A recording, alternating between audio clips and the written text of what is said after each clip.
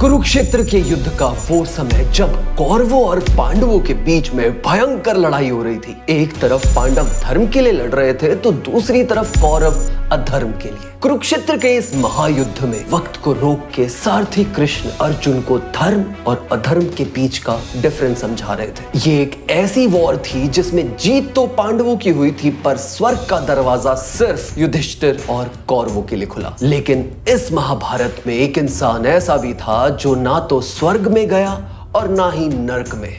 वो रहा अर्थ पे, क्योंकि वो कभी मरा ही नहीं, जिसका नाम है अश्वत्थामा।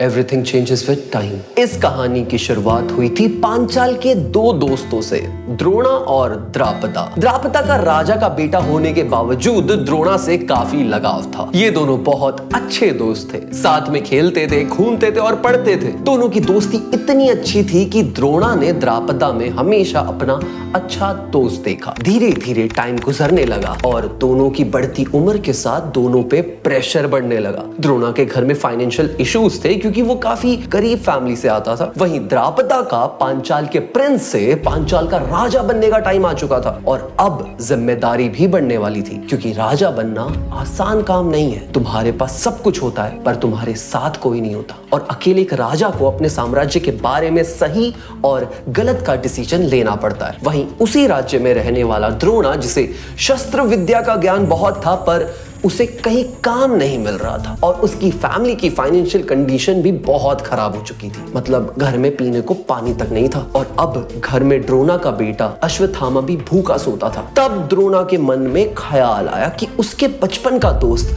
द्रापदा तो अब पांचाल का राजा बन चुका है, शायद वो उसकी पक्का कुछ हेल्प कर पाएगा, क्योंकि बात अब फैमिली की थी। तो द्रोणा चले गए अपने दोस्त के पास मदद मांगने, जैसे सुदामा गए थे श्री कृष्ण के पास मदद मांगने। There is no true friendship with wicked and the unknown, whose knowledge is shallow and leads to fruitlessness। तो जब द्रोणा ने मदद के लिए हाथ फैलाए तो द्रापदा ने द्रोणा को धिक्कार दिया और कहा कि दोस्ती सिर्फ बराबरी वालों में होती है, और एक राजा दूसरे राजा के साथ ही दोस्ती करता है, गरीबों के साथ नहीं। इतना ह्यूमिलिएट होने के बाद द्रोणा वहां से निकल गए और अपने मन में बदले की भावना से द्रोणा का जी जलने लगा। पर अब काम भी नहीं है और दोस्ती भी नहीं है। तो जब द्रोणा घर आए तो उनकी वाइफ कृपी ने अपने भाई कृपाचार्य को ये सब कुछ बताया और उनसे मदद मांगी। और जैसे ही ये मैसेज कृपाचार्य को मिला तो उन्होंने द्रोणा, कृपी और अश्वत्थामा तीनों को हस्तिनापुर बुला लिया और द्रोणा को काम दिया पांडवों और कौरवों को शिक्षा देने का, जहां द्रोणा बने द्रोणाचार्य। और उन्होंने अपने शस्त्रों का ज्ञान पांचों पांडव और कौरवों को दिया। जहां उस युग में शास्त्रों की शिक्षा सिर्फ राजा घरानों को ही दी जाती थी, पर अपने बेटे को सही बचपन ना देने के गम में द्रोणाचार्य ने अपने बेटे को वो ज्ञान देने का डिसीजन लिया जो सिर्फ राजा घराने के बच्चों को दिया जाता है। अश्वत्थामा अपने बचपन से ही बहुत ज्यादा इंटेलिजेंट थे। शिव जी के सालों तपस्या करने के बाद द्रोणा और कृपी को एक बेटा हुआ था, जिसके पैदा होने पे उसके रोने की आवाज किसी घोड़े की तरह थी। तो द्रोणा ने अपने बेटे का नाम रखा अश्वत्थामा, जिसे शिव जी का अवतार भी माना जाता है, क्योंकि अश्वत्थामा अपने माथे पे एक मणि के साथ पैदा हुए थे, और उस मणि की प्लेसमेंट एग्जैक्टली बिल्कुल वही थी जहां शिव जी की तीसरी आंख होती है। अश्वत्थामा को वरदान था कि उसे कोई वेपन डिस्ट्रॉय नहीं कर सकता, कोई भी महामारी या फिर बीमारी उसे मार नहीं सकती, और वो कभी भी नहीं मर सकता। तो एक दिन द्रोणाचार्य ने अपने बेटे से लगाव के चलते सोचा कि क्यों ना आज अश्वत्थामा को ब्रह्मास्त्र का ज्ञान दे दे। ऑल्सो ऑलरेडी अश्वत्थामा बहुत ज्यादा ट्रेन हो चुका था कौरवों और पांडवों के साथ। अश्वत्थामा इतना स्ट्रॉन्ग था कि उसे नारायण अस्त्र भी चलाना आता था। पर ब्रह्मास्त्र का ज्ञान देते वक्त जब द्रोणाचार्य ने अश्वत्थामा का गुस्सा देखा तो उन्हें अश्वत्थामा में कौरवों की झलक दिखाई दी, क्योंकि हस्तिनापुर में अश्वत्थामा का टीनेज दुर्योधन के साथ ज्यादा गुजरा था, जहां नेचुरली अश्वत्थामा कौरवों की तरफ इंक्लाइन हो चुके थे। दोनों की थिंकिंग, मेंटालिटी, लॉयल्टी वाली जो भी सोच थी वो बहुत ज्यादा मैच करती थी, और अश्वत्थामा और दुर्योधन दोनों वक्त के साथ काफी अच्छे दोस्त भी बन चुके थे। तो जब द्रोणाचार्य ने अश्वत्थामा का गुस्सा देखा तो उन्हें लगा कि ब्रह्मास्त्र एक ऐसा अस्त्र है जो बहुत पावरफुल है, और अगर ऐसा अस्त्र जो इतना पावरफुल है उसका कहीं अश्वत्थामा मिसयूज ना कर दे। गुस्से में आके, क्योंकि पांचाल में जो बेइज्जती द्रोणाचार्य की हुई थी वो अश्वत्थामा भी नहीं भूला था, और बढ़ती उम्र के साथ वो बदले की भावना भी अब बढ़ चुकी थी। तो द्रोणाचार्य ने अश्वत्थामा को ब्रह्मास्त्र का पूरा ज्ञान नहीं दिया, सिर्फ आधा ज्ञान दिया। Not everything changes with time.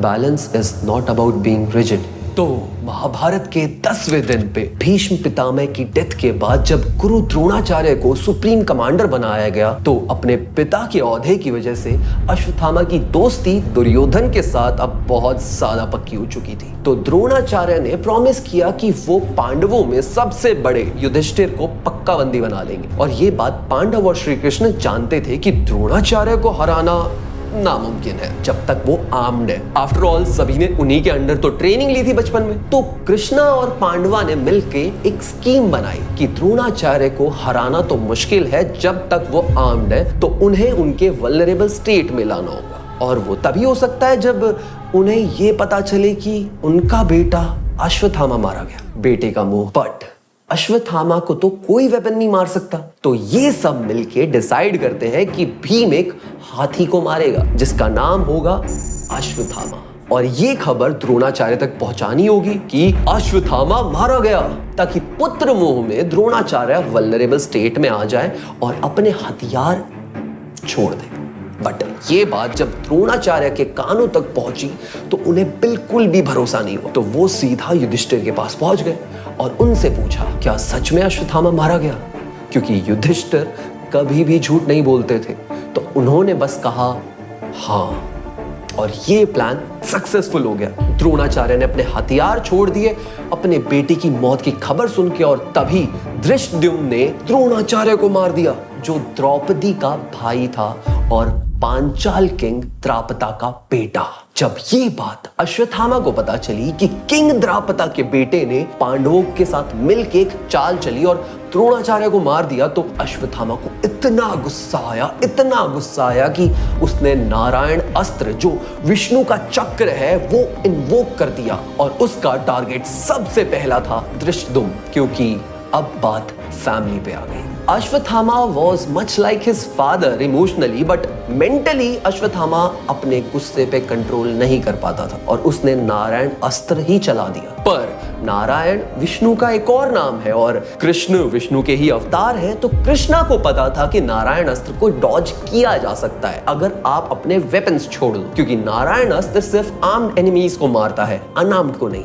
अब महाभारत होते होते शाम हो चुकी थी। दुर्योधन की तो मौत अब पक्की थी और पांडवों की जीत भी, और कुरुक्षेत्र में पांडव आर्मी ने कौरवों को खदेड़ के निकाल दिया था। पर सूरज ढल चुका था और 10वें दिन की महाभारत खत्म। पर दुर्योधन को पेन में और कौरवों को इतना डैमेज देख के अश्वत्थामा ने प्लान किया कि वो आधी रात में पांडवों पे अटैक करेगा। उस रात उसने पांडव आर्मी के बहुत वॉरियर्स को मारा, जिसमें धृष्टद्युम्न भी था, और जिस टेंट में पांडव सो रहे थे उसने उसमें आग लगा के उन्हें भी जला के मार दिया। बट बाद में पता चला कि उसमें तो द्रौपदी और पांडवों के बच्चे सो रहे थे।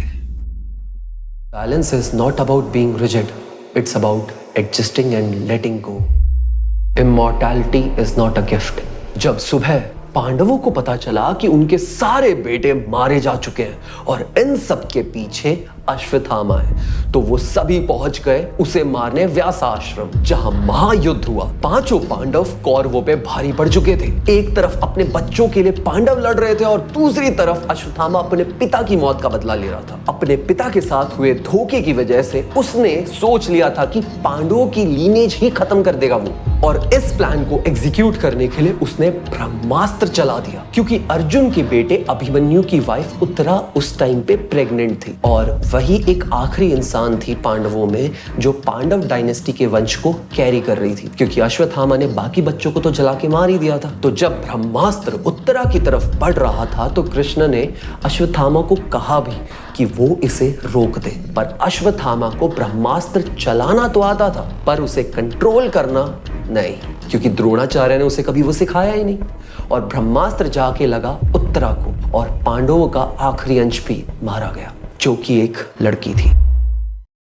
According to some legends, Ashwatthama आज भी जिंदा है, पर वो बहुत दर्द में है और शायद कहीं मौत के लिए भीख मांग रहे हैं, पर उसे मृत्यु की प्राप्ति नहीं हो रही, क्योंकि जो अश्वत्थामा ने किया, एक अनबॉर्न बेबी को मार के, उसका पश्चाताप कहीं नहीं है। और जब ये हुआ तब श्री कृष्ण ने अश्वत्थामा को इस सिन के लिए कर्स दिया कि अश्वत्थामा अब अर्थ पे ही रहेगा, उसे सोसाइटी कभी भी एक्सेप्ट नहीं करेगी। मे बी शायद उसे ऐसी कोई डिजीज है जिससे वो पब्लिकली नहीं आ सकता, और ये सब तब तक चलेगा जब तक विष्णु के आखिरी अवतार कल्कि का जन्म नहीं हो जाता। सिर्फ और सिर्फ तभी अश्वत्थामा को मोक्ष मिलेगा।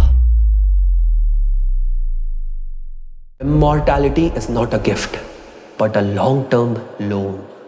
आज के मॉडर्न वर्ल्ड में रूमर तो ये तक है कि अश्वत्थामा आज भी जिंदा है, और मध्य प्रदेश के बुरहानपुर के शिव टेम्पल में शिवलिंग के ऊपर ब्रह्म मुहूर्त में वो जल चढ़ाने आज भी आते हैं। और इस स्टोरी पे 9 साल पहले एक रिपोर्टर ने रिपोर्टिंग भी की थी, जहां वो सुबह सुबह कैमरा और स्पॉट दादा के साथ मंदिर पहुंच गया था अश्वत्थामा को कैप्चर करने के लिए। और जैसे ही ब्रह्म मुहूर्त खत्म हुआ तो ऑब्वियसली कैमरा में कोई भी कैप्चर नहीं हुआ, बट वेट, मंदिर का फ्लोर वेट था, पर वहां तो कोई भी नहीं था और ना ही किसी की प्रेजेंस महसूस हुई उन्हें। तो उन्होंने पुजारी से पूछा, तो पुजारी ने कहा कि आप रुको 1 हफ्ता लगातार, देखना होगा तो दिख ही जाएंगे, वरना बहुत मुश्किल से आप उन्हें नोटिस कर पाओगे, क्योंकि सूर्य उदय से पहले मंदिर में बहुत अंधेरा होता है, क्योंकि मंदिर पूरी रात बंद रहता है। तो अगर गाइस तुम्हें ये वीडियो पसंद आई है तो इस वीडियो को लाइक कर देना। तुम लोग हमें हमारे सोशल हैंडल्स पे भी फॉलो कर सकते हो, ये रहे हमारे सोशल हैंडल्स। हम मिलते हैं गाइस अगली ऐसी वीडियो में। जाने से पहले वीडियो को लाइक कर देना और इस चैनल को सब्सक्राइब कर देना। Okay bye.